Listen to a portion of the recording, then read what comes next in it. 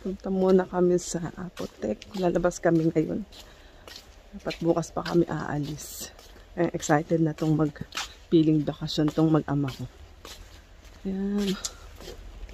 1 year pa.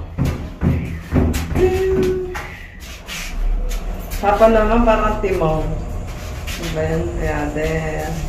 Pamilya. Kape.